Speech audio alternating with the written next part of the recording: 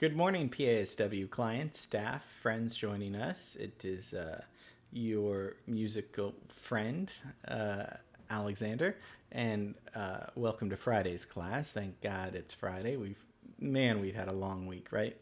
I mean, I've given you guys some really tough stuff, and including a homework assignment, which I'll reiterate at the end of this class. But I was thinking it would be good for us to do a music listening class again, because last Friday's was so, at least for me, it was so great to hear your guys' responses below and to just hear your thoughts and feelings about the piece.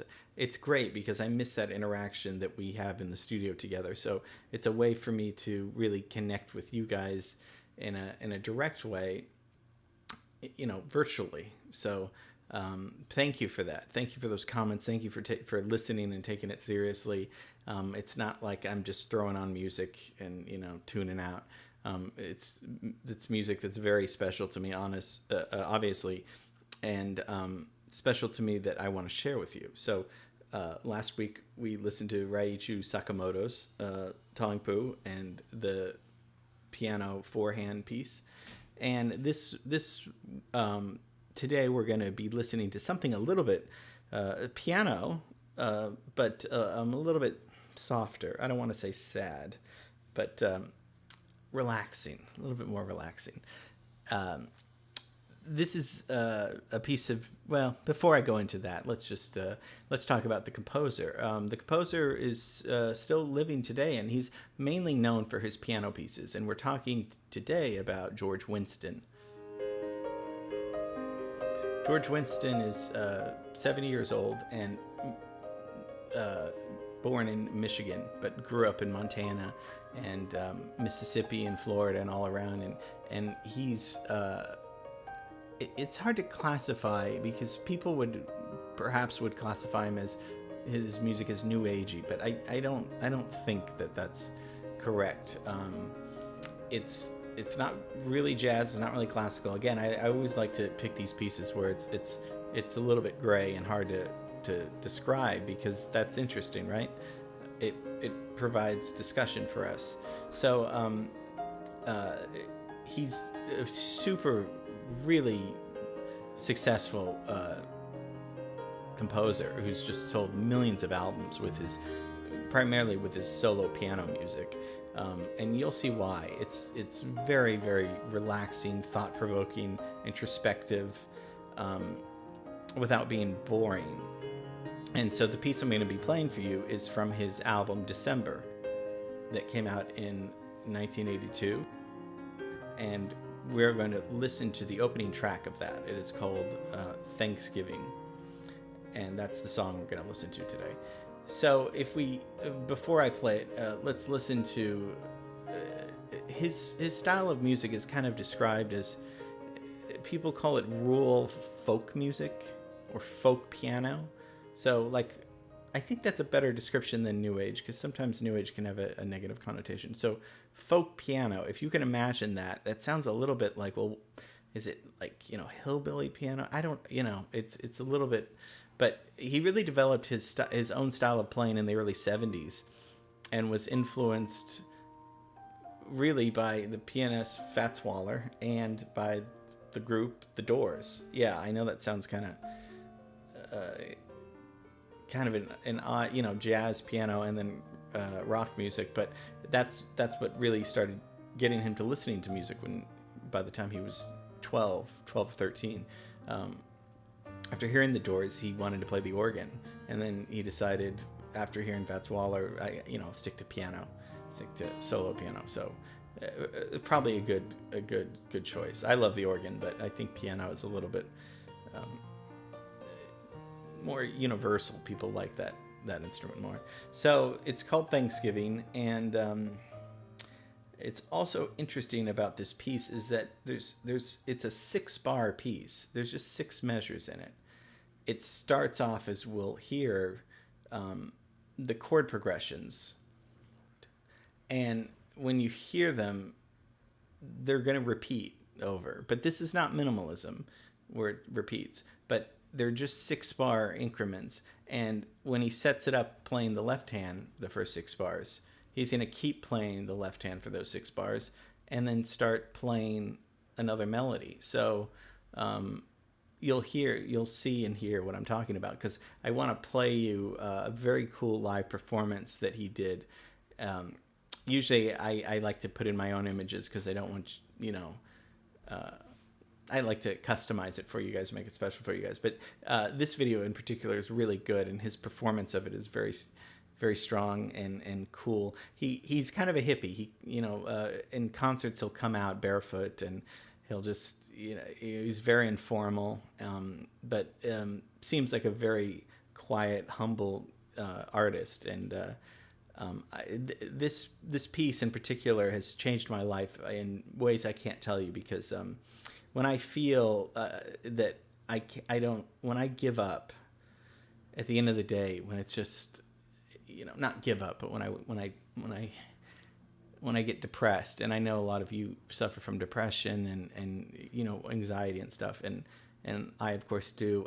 This piece has given me so much solace and comfort, and I'll just put on this piece and kind of surrender myself to it, because it's so much full of emotion and pathos, and it depresses the hell out of my sister. She can't hear this song because it gives her a negative memory of, I think it was the first time, and I don't, she probably won't watch this, but I think she was 4 or 5 and she heard this song on the radio, and it was the first time that she realized she had an existential thought of, wow, life doesn't happen forever.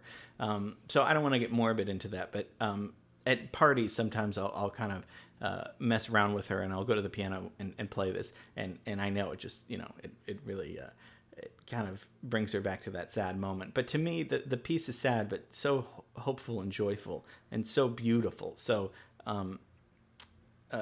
it's just, I can't words can't explain to how much this song means to me, and how often I listen to it, and how it just it astounds me every time. It's just the most beautiful thing I've ever heard. So and I do remember listening to this as a little kid, because this is on the Velveteen Rabbit soundtrack that Meryl Streep narrated in the 80s. So some of you might have heard that song, this song before. So I think it's time for us to listen to it. And this is George Winston's Thanksgiving from his album December. Chord progression, kind of in what they call the circle of fifths. The picture it gave me was Miles City of Billings, and around November.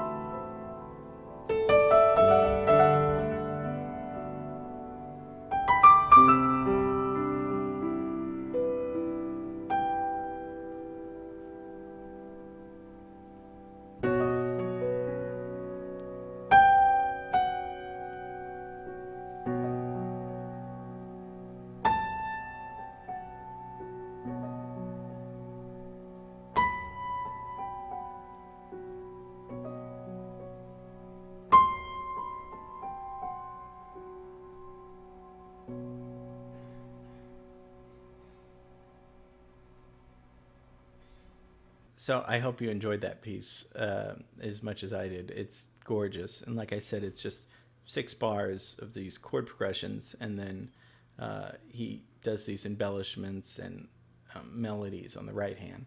So, and that's him performing. So George Winston, beautiful soul, beautiful composer, and I hope you enjoyed that. I hope it wasn't sad. I hope you didn't get the feeling that my sister got. It brings me a lot of happiness.